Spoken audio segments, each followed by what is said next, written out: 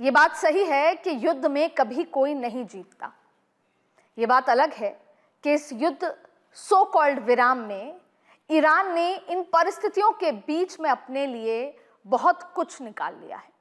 लेकिन घूम फिरकर सवाल यही है कि ये डोनाल्ड ट्रंप है, और क्या डोनाल्ड ट्रंप की बात पर भरोसा किया जाए? क्या डोनाल्ड ट्रंप खुद इस बात पर भरोसा करते हैं कि जो उन्होंने साइन किया, जो वो युद्ध विराम की बात कर रहे हैं, जिन समझौतों का जिक्र कर रहे हैं, उस पर सीज फायर वो नहीं करेंगे, उसका या उल्लंघन नहीं करेंगे? दरअसल देखिए, 11 फरवरी को नेतन्याहू, इजराइल के प्राइम मिनिस्टर, उन्होंने अपना जादू ट्रंप के ऊपर चलाया।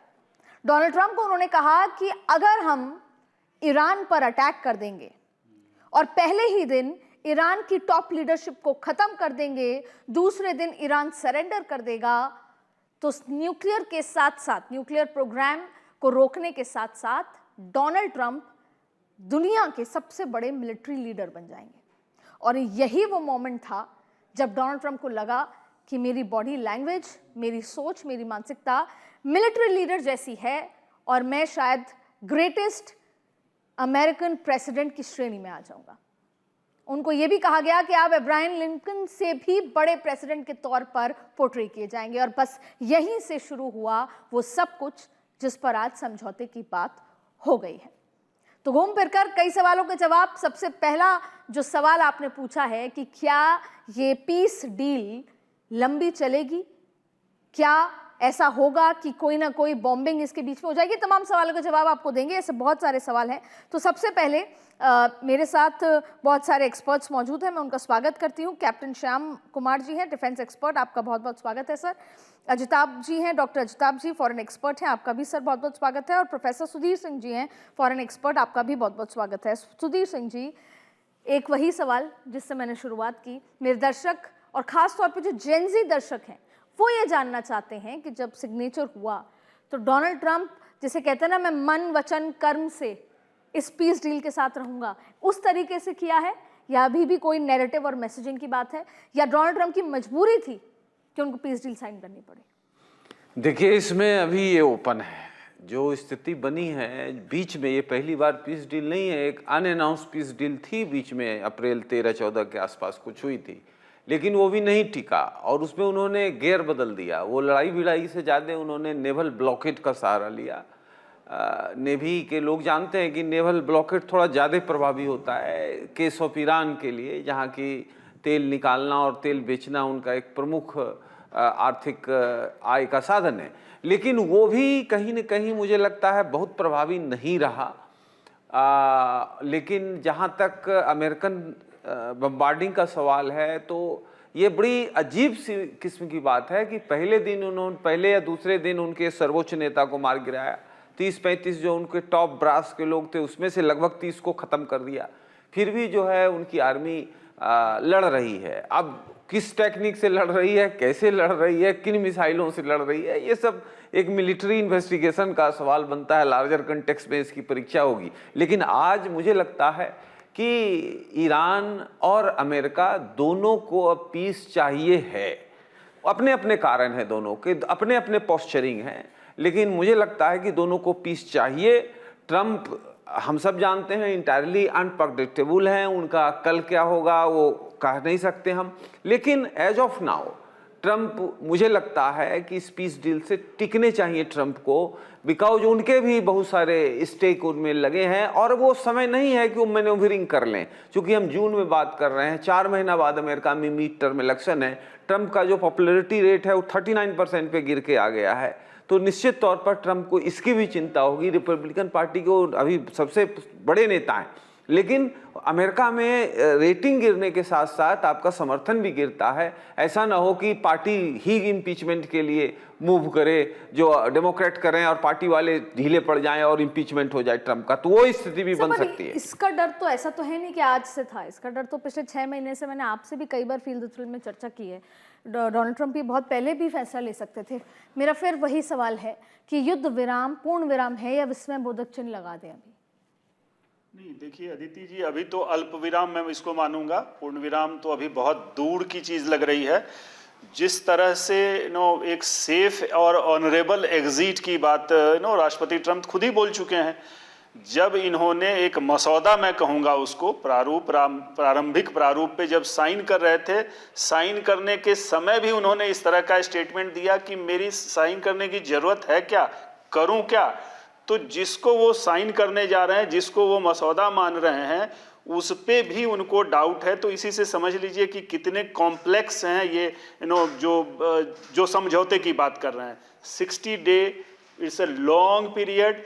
उसके बीच में एक छोटी सी चिंगारी भी अगर हॉर्मुज में निकलती है, जो ईरान कर सकता है, तो बात बढ़ेगी, और बढ़ेगी तो कहाँ जाके रुकेगी कहना मुश्किल है, क्योंकि ईरान के पास हॉर्मुज नाम का ऐसा ब्रह्मास्त्र मिल गया है कि उसको वो छोड़ेगा नहीं, मरते दम तक नहीं छोड़ेगा। डे 1 से, जिस दिन प्रारूप ये जो साइन सो कॉल्ड हुआ है दोनों राष्ट्रपतियों के द्वारा, उसके बाद से देख लीजिए हॉर्मुज में उसने अपनी नकेल कसनी शुरू कर दी है। बातें हैं टोल टैक्स नहीं लेगा, हॉर्मुज को खोलेगा। आज उसने सीधे सीधे का हॉर्मुज में नक्शा उसने इशू पहले से ही किया हुआ है, कौन से रूट को लेना है, कैसे लेना है, परमिट इशू करेगा। ये सारी चीज़ें जो कवायद हैं, जो वहाँ पे जो पर्सियन गल्फ अथॉरिटी इन्होंने बनाया, उसके थ्रू सारे एग्जीक्यूट कर रहा है। तो अब बहुत ही मुश्किल दिख रहा है। इजराइल तो मानने को तैयार नहीं है, उसके अपने कारण हैं। ऐसी स्थिति में मुझे लगता है कि it's a miles to go. बिल्कुल सर, डोनाल्ड ट्रंप ने एक बात बहुत पहले कही थी, जो प्रेस कॉन्फ्रेंस में भी चर्चा हुई, कि ईरान कोई युद्ध जीता नहीं, कोई नेगोशिएशन हारा नहीं। तो क्या ये बात सच हो गई सर? धन्यवाद अदिति जी। जय हिंद, शनो वरुणा। देखिए, ये जो लड़ाई है, पहले तो मान के चलिए कि ये लड़ाई पुरानी लड़ाई है, और आग हो ना हो चिंगारी जलती रहने चाहिए, इस तरह की लड़ाई है ये। और पर्दे के पीछे जितनी लड़ाई हुई है, विजिबल एक्शंस जो हमने 40 दिन देखा, उससे बहुत कुछ ज़्यादा इसमें पर्दे के पीछे लड़ाई चल रही है। Behind the curtain talks, under the carpet summits जब होते हैं, तो उसमें भी, कल भी जो आपने देखा, परसों ये समिट बहुत क्लियर था। इलेक्ट्रॉनिक सिग्नेचर, फिर G7 में इसके बाद, और उसके बाद इस्लामाबाद अकॉर्ड बोलकर स्विट्जरलैंड में सिग्नेचर।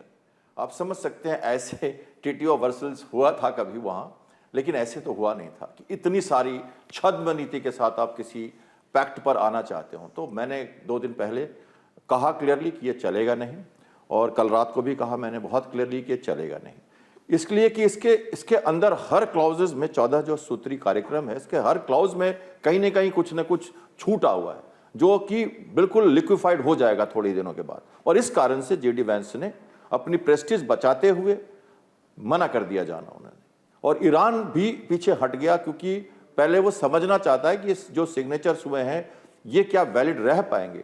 बात कर ली G7, बात कुछ और है। बात यह है कि अमेरिका इंटेंट के साथ बाइडेन ने सारी तैयारी की, जिसको हमें समझना चाहिए। लॉर्ड ऑस्टिन उसके सेक्रेटरी ऑफ वॉर थे। 5 साल की तैयारी बाइडेन की हुई। जब वो निकले अफगानिस्तान से, तो उन्होंने डिसाइड किया, मिलिट्री डॉक्ट्रिन चेंज की 22 में। उन्होंने कहा कि अब हम किसी भी देश में जाके रुकेंगे नहीं, टैंक तोप नहीं लेके जाएंगे, इन्वेस्टमेंट वॉर में नहीं करेंगे। मैं उसको नाम देता हूं हिट एंड रन।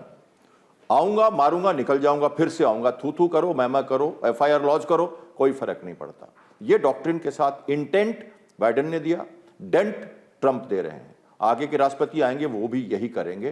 ट्रंप को पर्सनलाइज करके कुछ कहना ठीक है, और मोदी जी के संदर्भ में मैं कह सकता हूं भारत को कुछ कह दें, वो G7 में कुछ कह दें, बात कह सकते हो आपकी, वो कहते हैं, पर जो आदमी उसे सुन रहा है उसको अपनी तरफ से उसे लेना चाहिए। वो प्लस माइनस दोनों कह के छोड़ देते हैं। तो जिसको रिस्क है, लास्ट लेवल पे जिसको प्रभाव में लेना है, वो अपने हिसाब से उसको आकलन करें। ऐसा ना छोड़ दे ओपन की वो कहीं ना जाए। गल्फ कंट्री के साथ बात करते हैं तो क्या मिला गल्फ कंट्री को आज के दिन में? अगर वो खलीफा का वर्चस्व, यूरेनियम बनाना, मिसाइल टेक्नोलॉजी बढ़ाना और गल्फ के ऊपर काबू करना, पानी के उबाल को गर्म रखना, खारापन बरकरार रखना, ये मतलब था ईरान का। उसको रोकने आए थे प्रेसिडेंट। वो शायद अभी नहीं हुआ है, लेकिन यहां पर एक कॉशन है, ये चलेगा। अगर वो रोक भी देते हैं अगले 6 महीने तक वॉर, तो 9 मंथ्स के बाद फिर वापस आए थे, तो ये आ जाएंगे फिर से। इसमें अभी अनंत काल चलने वाला ये युद्ध है। जब तक हॉर्मुज के ऊपर जो उनका वेपन मान के वो चल रहे हैं उस पर फंक्शनल कंट्रोल नहीं होगा, फ्रीडम ऑफ नेविगेशन बहाल नहीं होगा, ये Oman toll tax, service tax, इतनी सारे लिक्विडिटी है इस कार्यक्रम में कि चलेगा ही नहीं। इसलिए मेरा मानना बहुत क्लियर है। इनफैक्ट आज नहीं अदिति जी, 7 मार्च से मैं ये लगातार अपने आकलन में कोई चेंजेस नहीं है मेरे, क्योंकि एक नेवल ऑफिसर के रूप में मैं देख रहा हूं उसको किस तरह से ये वार लड़ी जा रही है। ये पानी की लड़ाई है बेसिकली जी।